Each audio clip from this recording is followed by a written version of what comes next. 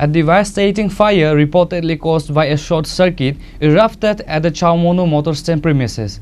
The fire quickly spread and engulfed 3 residential houses, completely gutting them and reducing them into ashes.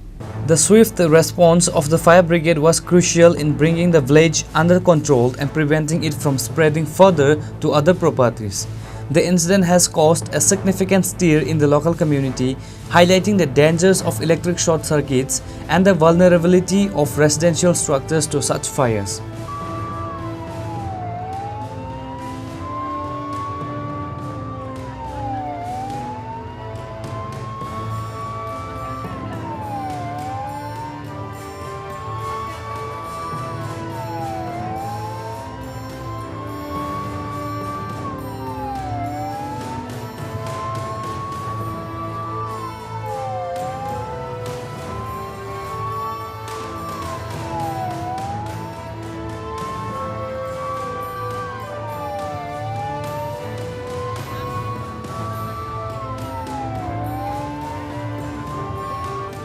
Bureau Report, Chini, Khorang.